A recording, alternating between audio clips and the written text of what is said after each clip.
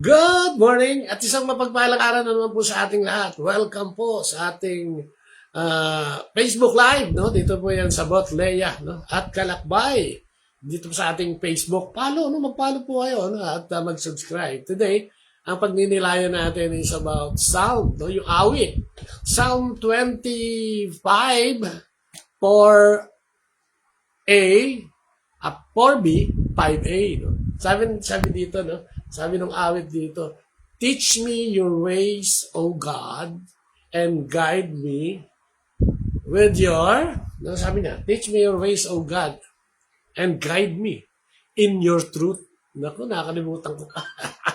Di ba, no? Yun ang sinasabi. Teach me, lagi tayo nananalangin, no, sa ating Panginoon, na tayo ay humihingi ng kanyang giya. No? At siyempre sa giya natin yan. Minsan pagka tayo sinamahan, o dinala doon sa ating gustong puntahan, minsan ayaw natin yan. Minsan hindi natin laging gusto. No? Kaya dinadasal natin yung katotohanan. No? Halimbawa, meron tayong mga gagawin na medyo critical sa buhay natin. Katulad halimbawa yung pagpapasya para sa ating mag-asawa, no? Yung ating katatayuan, no? Ng ating pagsasama mag-asawa, no? Na kung minsan ay napapadalas yung bangayan dahil sa dami ng mga challenges o yung mga problemang dumarating, ano? Kaya dapat lagi natin sinasabi sa Panginoon, turuan mo ko, Panginoon, at igiya mo ko sa katotohanan. Di ba kasi minsan sa sigalot, dyan tumutubo sa ating mga thoughts, sa ating mga kaisipan, yung mga kung ano-ano mga pangangatuwiran, dahilan, at mga desisyon na kung minsan ay bigla nating sinasabi na kung minsan ay nagiging epekto nito ay lalong pagbigat ng problema. Kaya nga sabi nila, no, bago kayo mag-usap, bago kami talakayin, kailangan nagdadasal kayo eh. Kaya yung couple prayer, importante yan eh. Nasabi sa community sa MFC, may ginagawang ganyan, no? Magdadasal muna, pagkatapos magko-couple prayer. Ito yung couple prayer, ito yung nagdadasal kayong pareho, pagkatapos ng inyong pagdadasal sa Panginoon, dinadasal nyo naman yung sarili, yung pagsasama, yung pagpapalaki ng mga anak, yung mga araw-araw na ginagawa nyo, no? Yung gusto nyo gawing kasiyahan, lahat yan. Pinagdadasal lahat yan. At siyempre, humihingi tayo ng magandang outcome sa pamamagitan ng katotohanan ng Panginoon. Diba? May mga bagay na hindi naman natin kasi kayang abutin minsan. Sinasabi ng Panginoon na sandali lang, tayo nagmamadali. At dito tayo nahuhulog o nadidiskaril. No? Kung kaya nga lagi, dapat may ugat at ugnayan yung ating Panginoon para magkaroon siya ng pagkakataon para ituro sa atin yung tama at yung katotohanan. At yan ay nakukuha natin sa wisdom sa pamamagitan ng pakikipag-ugnayan natin sa Kanya sa pamamagitan ng banal na Espiritu Santo. No? Sabi nga niya sa Colossians 2:7, you must be rooted in Him and built on Him. Ano? You must be rooted. Dapat nakaugat. No? Yung ating pananampalataya sa Panginoon, no? Dapat nakaugat at gawa. No? Yari. No? Sa Kanya. Ibig sabihin siya. Kasi siya naman talaga ang ating Panginoon at siya ang may akda ng ating buhay. No? Ang Colossians 2:7 reminds us that before we can grow outward, we must grow downward. Parang gano'n, no? Ang puno. Hindi yan pwedeng tumayo na matayog at matatag kung walang ugat. So sinasabi, kailangan nakaugat kay Kristo yung ating pananampalataya, no? Yung ating ginagawa araw-araw, no? Yung ating mga desisyon para yung pagkakamali natin ay mawala, maibsan, mabawasan, no? Dahil kung minsan matigas pa rin ang ulo, no? Merong giya ang Panginoon. A tree cannot rise higher than the depth of its root, and rather can our spiritual life.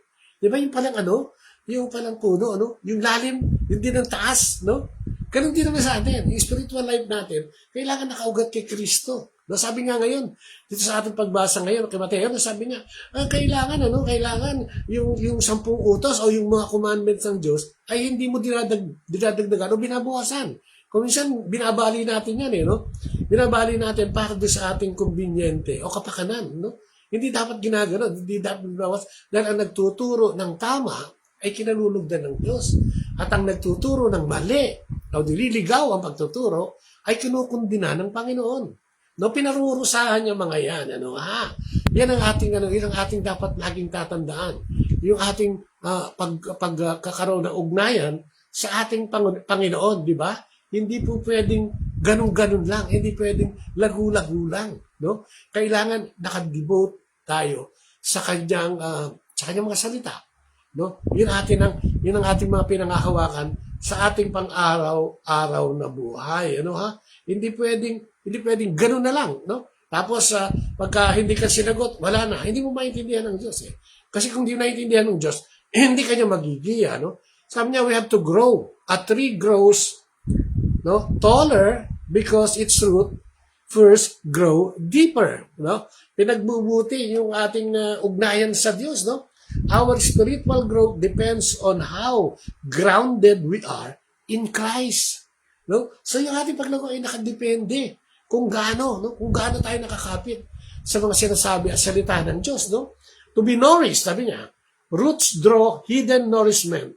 Our prayer, scripture, and sacraments sustains us even in dryness. Wow, ang ganda na, no? Nanonourish pala tayo. Nagkakaroon tayo ng lakas o sigla, no? Lakas, sigla, at kung ano-ano pang mga bagay na kakailanganin natin sa pagharap natin sa araw-araw na buhay. Ano ito? Prayer, no? Kailangan meron talaga tayong panahon para sa Diyos, sa pananalangin sa Kanya. Di ba lagi natin binabanggit yan? Sa umaga pa lang, i-lift up mo na kay Panginoon, kaysa Diyos yung iyong mga pangangailangan. Makatapos mo magpasalamat sa at nagising ka pa, yun namang iyong mga gawain ay matuto nating itaas sa Diyos. May mga, siyempre, mga gawain tayo na gusto natin. Tayo ang masunod, no? Pero sabi nga, thy will be done. No? I-consulta natin sa Panginoon. At siya na ang bahala na magpasya para sa atin. Makikita mo na mas maganda ang resulta nito, no? So dapat pala tayo lumalago pag tayo nasa Kanya at nanonourish tayo pag tayo grounded sa Kanya, no? To be grounded, roots anchor the tree during storms. Our faith keeps us steady during trials. So grounded. May kababaang loob, marunong magbigay, marunong tumingin, no? May empathy, may sympathy, lahat yan, nandito yan. At yun kailangan natin, ano? Kailangan natin to be grounded, no? At to be grounded, we keep our faith, no?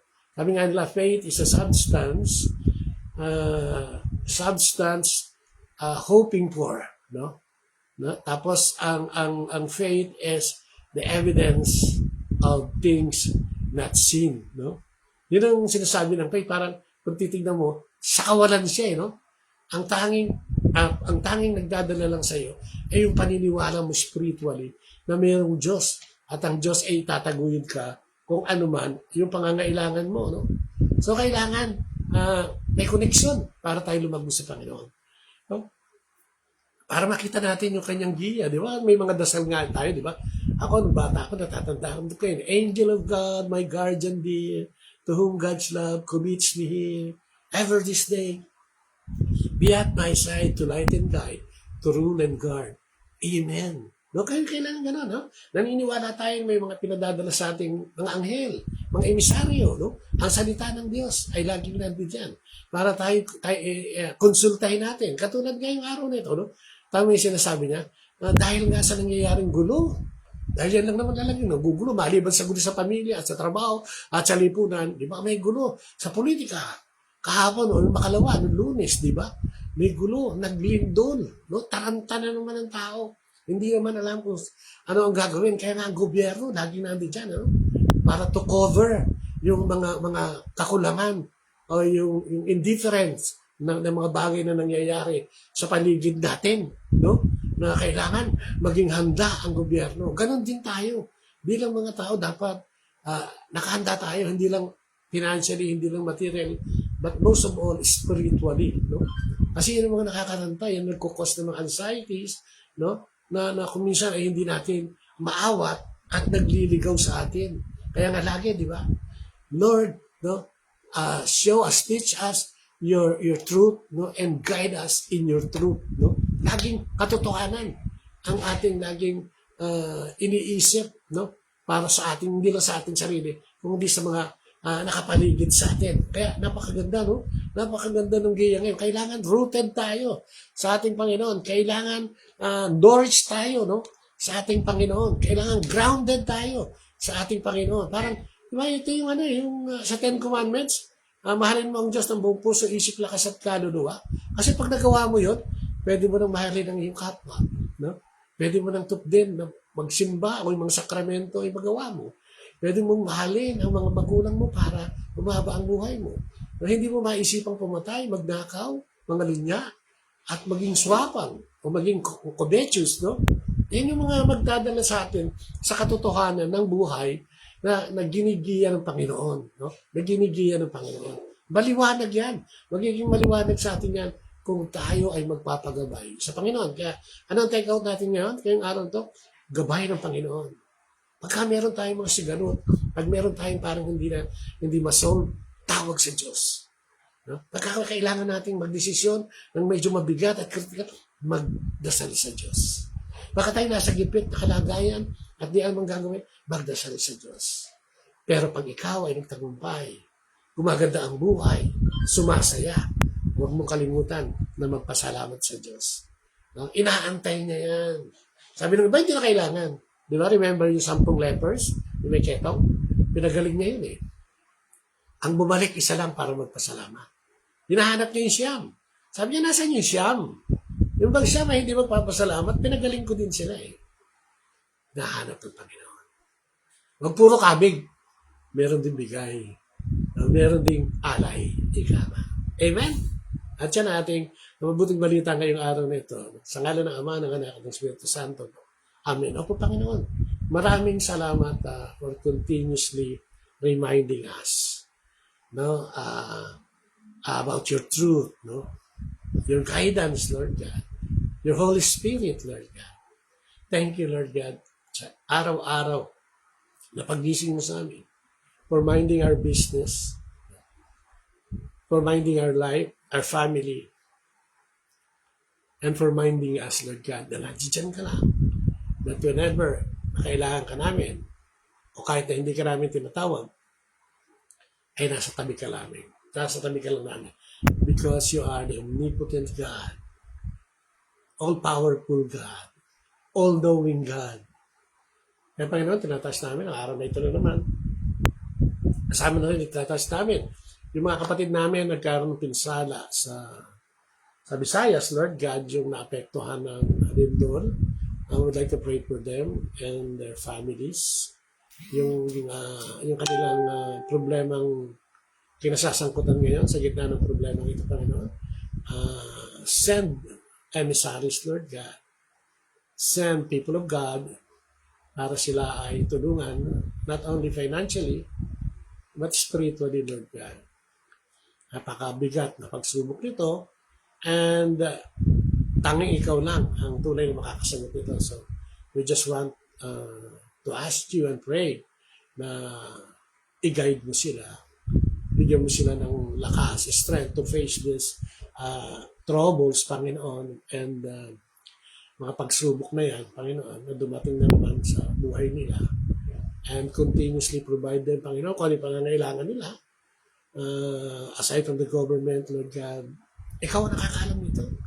Ikaw nakakalam nito. So, I'm praying together with all my listeners dito yan sa Botlea, kabaka mo, to as one, we are praying na ikaw na ang bahala na mag-provide sa kanila at maibsan, malagpasan ang mga problema nito sa pamamagitan ng iyong paggabay at katotohanan. Maraming salamat, Lord God. And all this we ask in the mighty name of Jesus, together with the Holy Spirit, one God, forever and ever, and through the intercessory prayer of Mama Mary, all the angels, the prophets, and all those who proclaim until now your word to all humanity, Lord God. So maraming salamat po. And glory be to the Father, to the Son, and to the Holy Spirit, as it was in the beginning, is now, and ever shall be, world without end. Amen and amen. In the name of the Father, the Son, and the Holy Spirit. Amen. Don't forget, like, subscribe, and share. Amen. Huwag mong kalimutan. Hallelujah. Bye-bye and God bless.